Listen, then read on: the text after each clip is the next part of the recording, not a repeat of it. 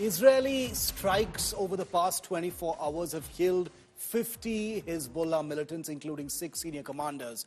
Israel has also targeted a few terror targets in Damascus in Syria. That's the country immediately to the east and north of Lebanon. In retaliation, dozens of rockets have been fired by the Hezbollah that were aimed as far south as Haifa, a northern city of Israel.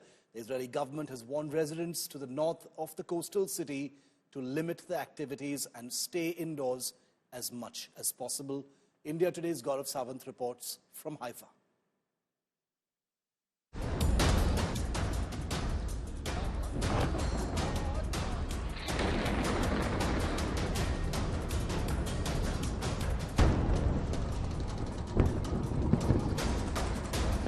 Israel strikes Iran's proxies in Lebanon, Gaza and Syria. An Israeli rocket struck a residential building in Damascus, killing over 7 people. The strike demolished 3 floors of the building in the Mazeh neighborhood of the Syrian capital. The debris covered the surrounding areas, crushing several cars. Meanwhile, Israel is bombing southern Lebanon relentlessly.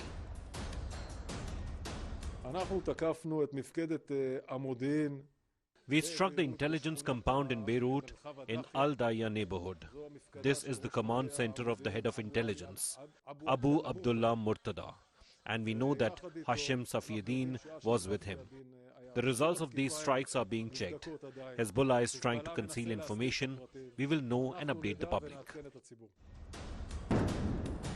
Israeli claim that its strike over the past 24 hours have killed 50 Hezbollah fighters, including 6 senior commanders.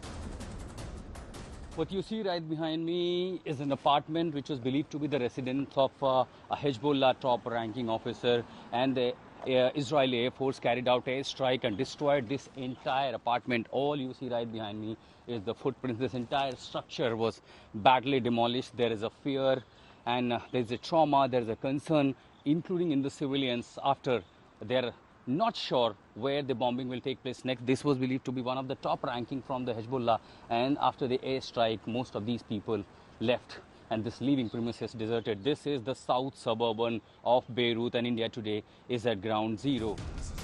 In an address to the citizens of Lebanon, Netanyahu said the Iran-backed Hezbollah was now weaker than it's been for many, many years after the assassination of Hassan Nasrallah. He claimed Israel had killed Nasrallah's likely successor, Hashem Safieddin, as well as Safieddin's presumptive replacement.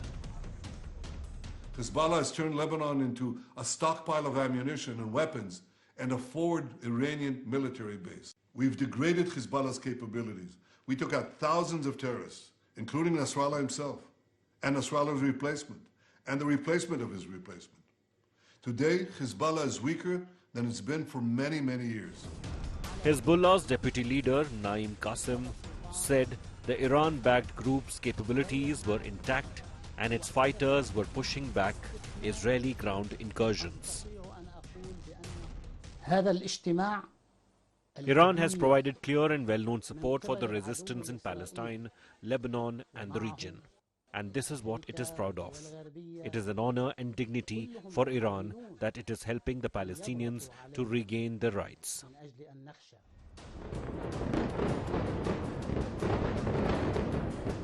The conflict in Lebanon has escalated dramatically in the recent weeks as Israel has carried out a string of assassinations of top Hezbollah leaders and launched ground operations into southern Lebanon that expanded further this week. If 4 military divisions are at the southern Lebanon border, shallow raids are being carried out inch by inch. The Israeli army is moving forward. They have a plan, and their plan is use their airstrikes to completely pulverize the strongholds of the Hezbollah. First, their aim was just the Litani River.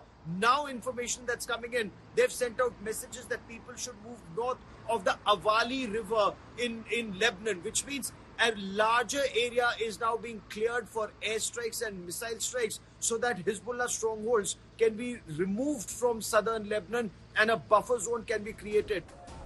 With Gaurav Sawant in Haifa and Ashutosh in Beirut.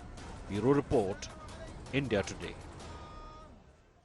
And Gaurav Sawant is reporting live from Haifa in northern Israel, where instructions are very clear to residents to stay at home at all costs and remain near bunkers in the face of continued rocket attacks from southern Lebanon. Gaurav, amidst calls for a possible ceasefire, possible back-channel talks about a possible de-escalation, what is Israel's strategy? Because those airstrikes are continuing. As far as Israel is concerned, it's pursuing one policy, and that policy is to push the Hezbollah back as much as possible, to degrade Hezbollah's war-fighting capabilities, especially close to areas of northern Israel. There are 60,000 people, as we well know, who've been displaced for the past 1 year, and Israel wants those people back in their kibbutz and kafars and the villages and towns in northern Israel. To do that, Israeli forces are already now inside Lebanon. Israel is also pounding. Israel Air Force has been pounding not just places around Beirut, but also closer to the Syrian border. And of course, now in the past 24 hours, even inside Damascus. And this is perhaps the second or the third strike that's taken place in Damascus. All eyes on what happens as far as the counter-strike on Iran is concerned. We are told that the defense minister, Yoav Gallant, Israel's defense minister, was to travel to the United States of America to engage with Lloyd Austin, the U.S. Secretary of Defense, but that's been shelved for now.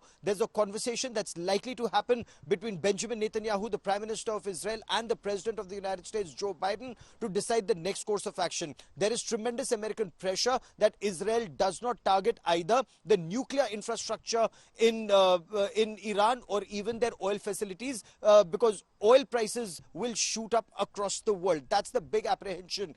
The third target that Israel can acquire in Iran, which would be considered a legitimate target given the 181 plus ballistic missiles that were fired last Tuesday, Israel can target military installations, military defense infrastructure in Iran, and can also take out the Islamic Revolutionary Guard Corps leadership while they're on a state of highest alert. But a symbolic attack, as several analysts here in Israel argue, could well be the presidential palace or in Iran, where President Masoud Pezeshkian is, or even areas considered strongholds of Ayatollah Ali Khamenei. So it depends where Israel gets the final clearance.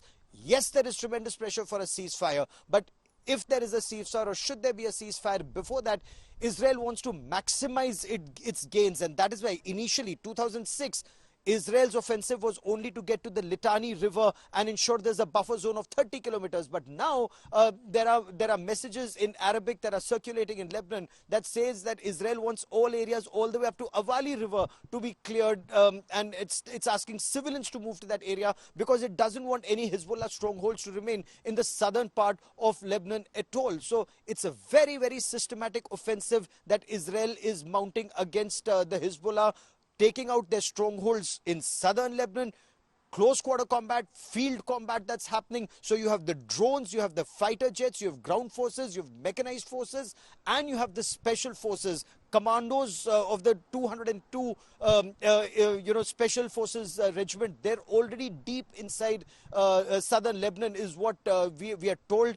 Unfortunately, there have been some fatalities, Israeli officials tell me. There have been some casualties, but Israel continues to press on to ensure that the Hezbollah threat is minimized as much as possible for those who live in northern Israel.